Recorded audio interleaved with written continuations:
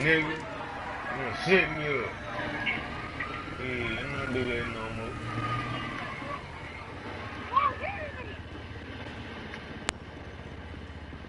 Who are you, nigga?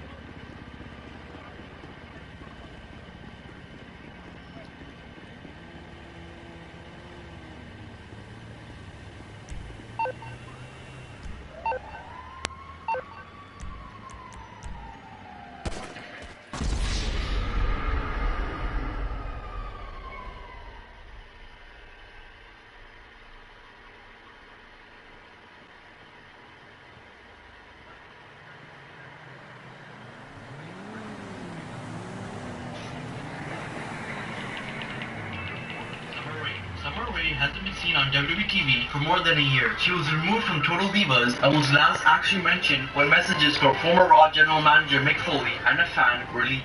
Mick talked about how Summer Rae wouldn't be able to put in the position her fellow women's wrestlers were in at that point with Hell in a Cell on the horizon. It is thought that Summer has been cleared to return to WWE for a while now, but the company has nothing for her. What makes matters even worse right now is that the women's tournament is happening in a month's time later.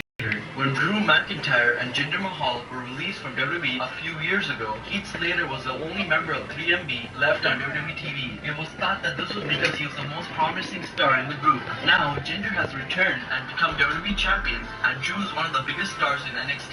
Heath has had a SmackDown Tag Team Champion run with Rhino this past year, but other than that, it seems as though Heath is now the only member of the group that hasn't progressed ever since they were a trio. Slater will never be thought of anything but a talent enhancer, which is sad because he is talented, but once WWE has labeled someone, it's hard for them to get away from that. Number 2, Enzo Amore. Enzo and Cass themselves already admitted on the Stone Cold podcast that Enzo was only signed to WWE because of his promo ability. Big Cass was always the better wrestler in their team, and now that Enzo and Cass have split up, it's hard to see where Enzo will fit in on the Raw roster on his own. Maybe he could slot into the Cruiserweight division. WWE have rushed their breakup, and it seems that there is no option for Enzo moving forward because the creative team are only looking at Cass as the next big star. Enzo will become the next Bo Dallas or Curtis Axel. Man, he talk shit, he can't do shit.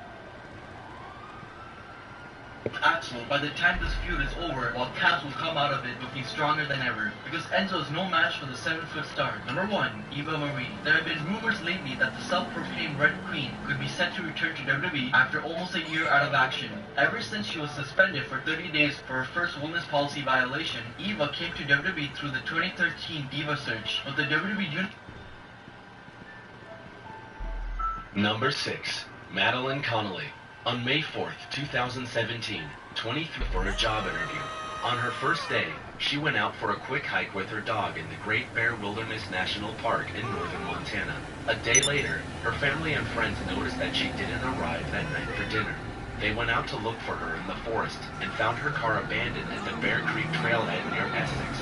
They immediately called authorities for help, and the rescue team dispatched multiple helicopters equipped with infrared cameras for the search.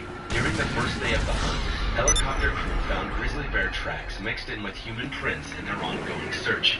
Initially, they speculated that Madeline was chased and attacked by a bear. However, there was no blood in the surrounding area, nor any sign of a struggle. Also, when the crew continued to follow the tracks, they discovered the bear that was responsible for the footprints, but they didn't find Madeline. For the next 4 days, rescue teams couldn't find any more clues to lead to Madeline's whereabouts.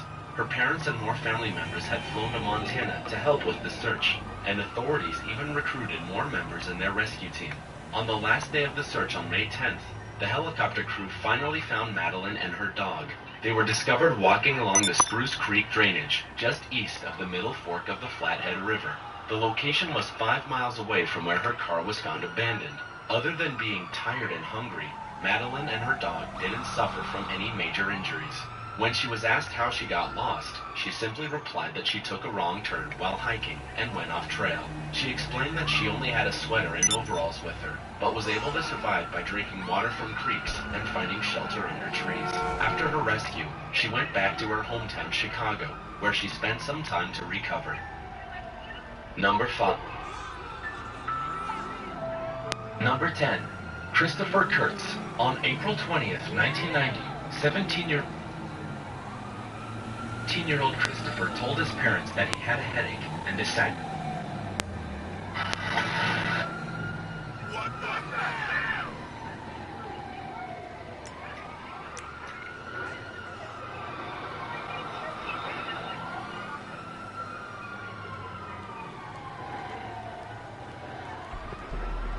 to stay home from school. When his parents returned home later in the day, the family's 1988 blue Dodge Caravan. Imagine what it would be like being watched by someone that is... We live in relative safety from day to day, but as the... I know they're not the way. Van was gone, and Christopher had left a note on the kitchen table which read, "Mom, something important came up. Plus, feeling somewhat better. Back by 6, unless I get lost. Love, Chris." Christopher never arrived home that evening, and has never been heard from again. His bank statement recorded that he withdrew $200 from his savings account that afternoon. The next day, the Kurtz family received an anonymous mail postmarked from Duluth, Minnesota. The note said that Christopher had lied about being sick, so he could drive the family's car to get away. He said he intended to run away, and apologized for hurting his family and loved ones. 2 days after the note was received, the family's 1988 blue Dodge Caravan was found abandoned in the roadside of Itasca County in northern Minnesota. An extensive search of the area turned up no indication of his whereabouts. None of Christopher's belongings were found inside the car, and the vehicle didn't have any sign of foul play. Later there were reports that he was seen hitchhiking along the road. However, authorities couldn't confirm if this was really Christopher or just another person. After his disappearance, posters were distributed, and extensive searches were made in an attempt to him.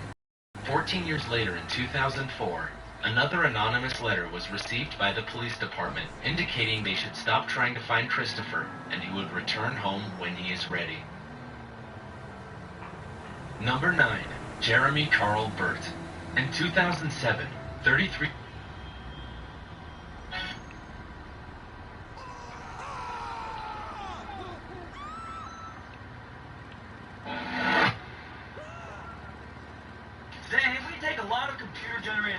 Ain't no.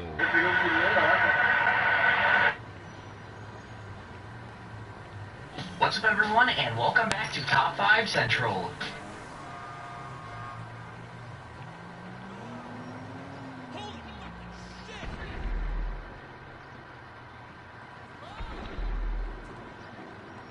Number 5.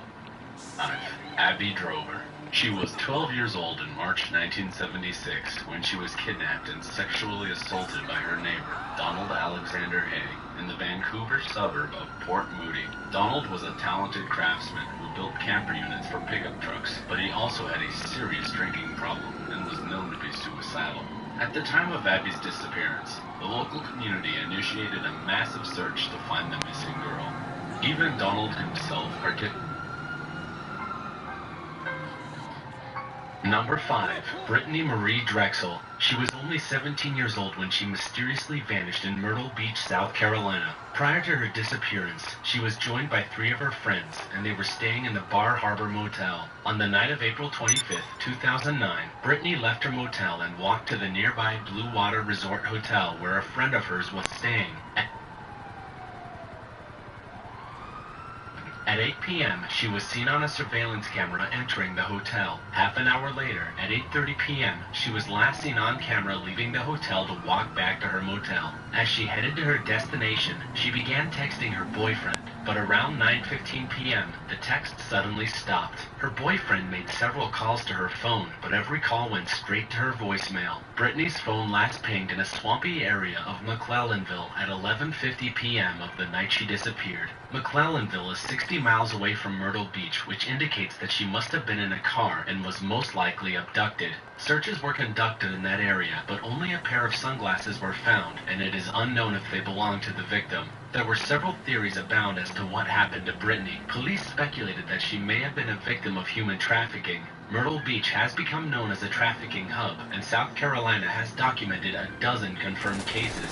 Later in July 2016, shocking new details on the investigation came largely from a jailhouse confession. An inmate named Taquan Brown told authorities that he was present during the final agonizing moments of Brittany's life. He testified that he had seen Timothy Taylor and other people sexually assaulting the teenage girl at a stash house. He claimed that the men had shot.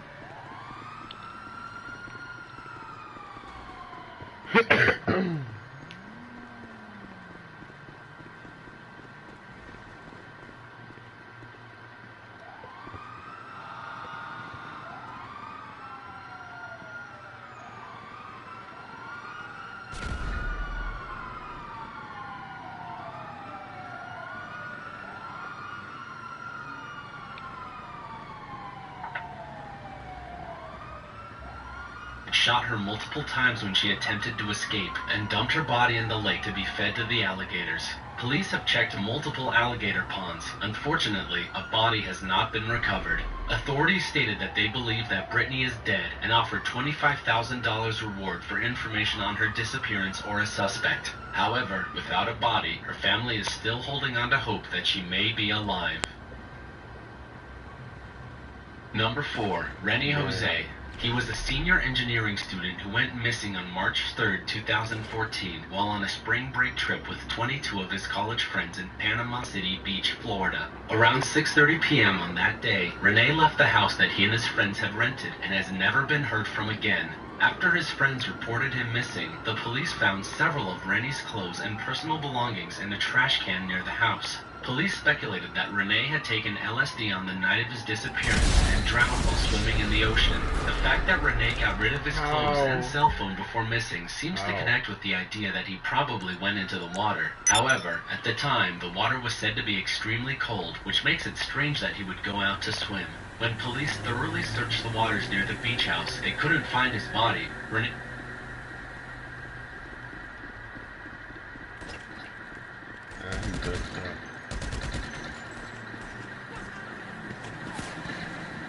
flaming Hunter.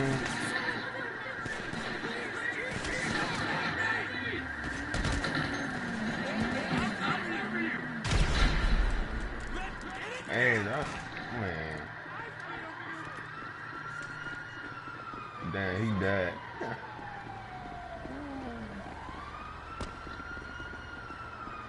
Damn funny, boy.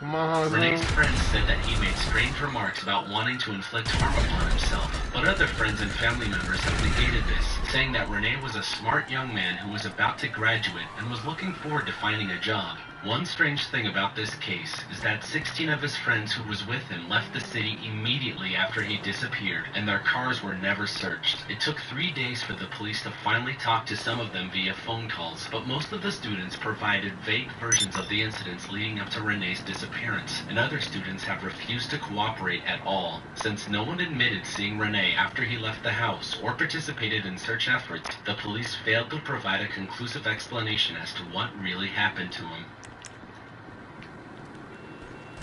Number 3. Stacy Madison and Susan Smalley. They were both in their senior years in high school when they disappeared while on their spring break trip in Texas on March 19, 1988. Prior to their disappearance, a store clerk claimed that he had seen the two young women at a local 7-Eleven store around 10 p.m. They made an attempt to purchase some beer, but were denied due to their age. Afterwards, they were both seen at a steakhouse where Susan worked as a hostess. She went inside for a few minutes to speak with a friend, while Stacy waited in the car. Eventually, the two drove off, and this was the last known reported sightings of the girls. Susan's mother called the police when she noticed that neither of the girls failed to come home later in the morning. During the police search, Stacy's car was discovered in a parking lot of Webb Chapel Village on Forest Lane. The vehicle was locked and appeared to be undisturbed. Forest Lane was rumored to be a party lane used for cruising, partying, and drug racing. Police advanced the theory that the two girls must have gotten a ride from someone they met and were kidnapped. However, the police couldn't confirm if Stacy and Susan were spotted there that night. Stacy's boyfriend, Kevin Elrod, was considered a possible suspect in the investigation. Prior to her disappearance, Kevin was allegedly abusive to her, and Stacy had been trying to end the relationship. Shortly after the two girls vanished, Kevin began dating another woman, and he told her that he had killed Stacy and Susan and buried them in the cemetery. The woman then went to the police and told them about the story. When the police located and searched the cemetery, they didn't find the bodies of the two victims, nor any evidence of the crime. Kevin then later denied making such a statement and was released by the police after passing a polygraph test. Both police and Stacy's family believe that Kevin hasn't been fully cleared as a suspect. With no further leads to connect anyone to the crime, the case remains unsolved. Wow. Number 2. Karen Wilson.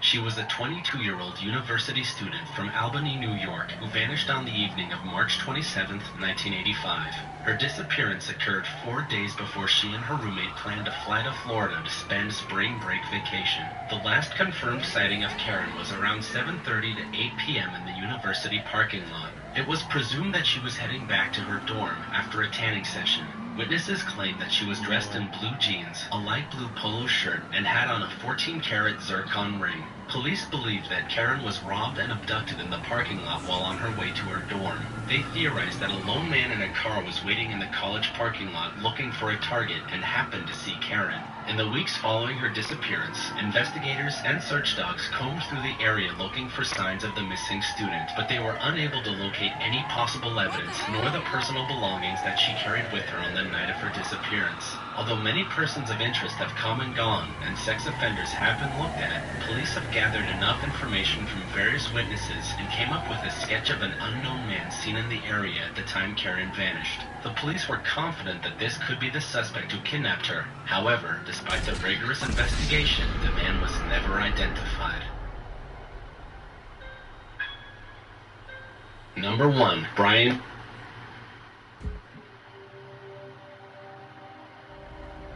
Thousands of people go missing every year, and What? 33-year-old Jeremy lived in Boise, Idaho, with his ex-wife.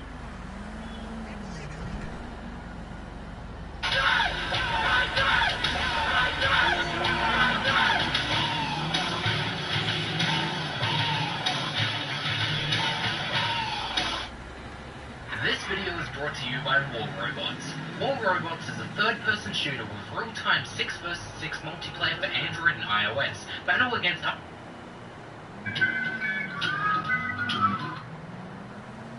Nah, against bro.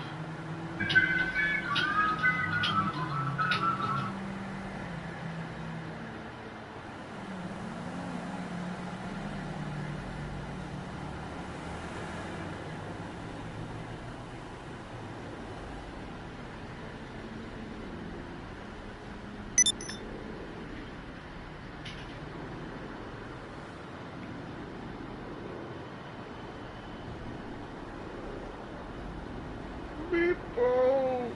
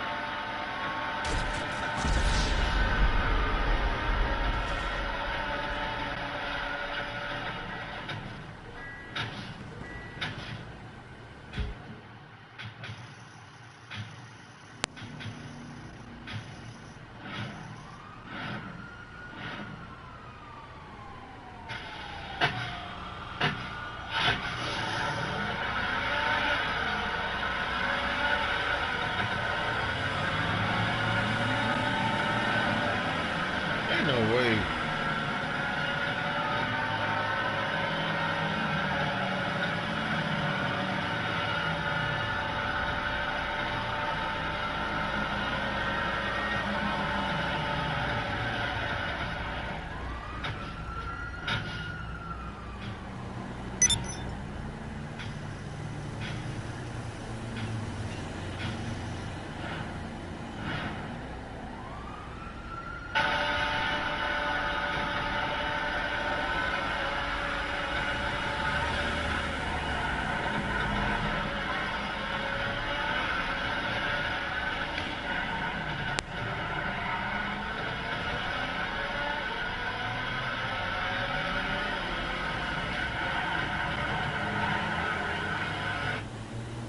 Hello everybody, Gizmonatic here, and today I'm going to talk about a new supercar in GT Online, a new adversary mode, as well as some new Independence Day.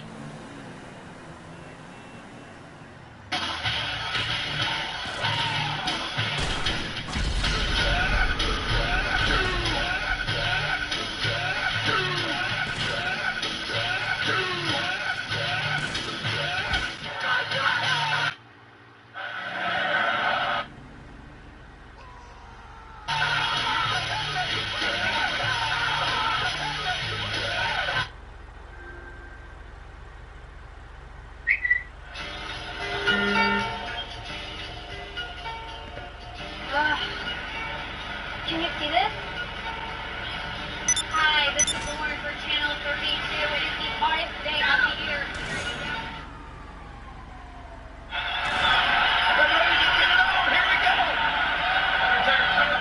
Undertakers, come here to win the Royal Rumble match.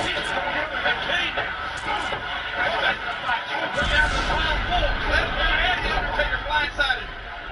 2 superstars from Raw. 2 superstars from... He knew kidding, man.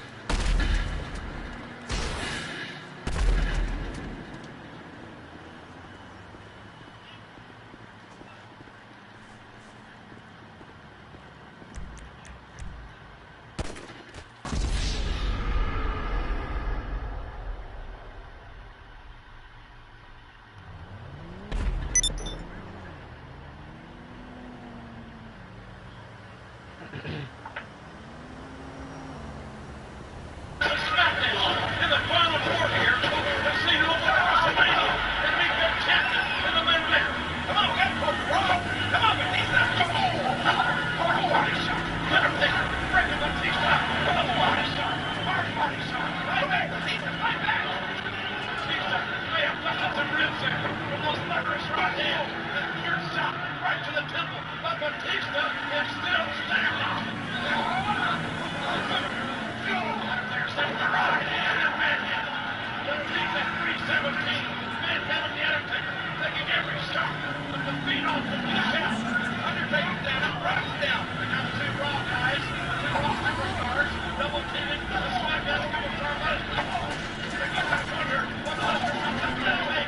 Is that war with the Big Show? Tell me what. They get the best to show us. Get away. 317 now. Stay out of the way.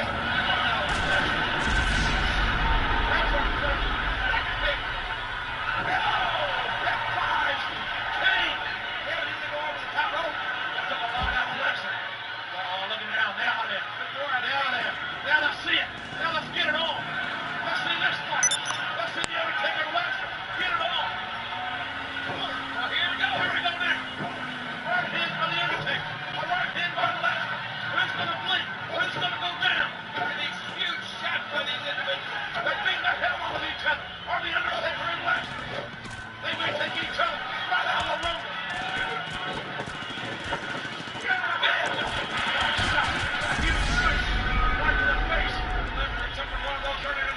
Against the Big Show. Well, Lesnar has got the upper hand with those huge right hands. Huge right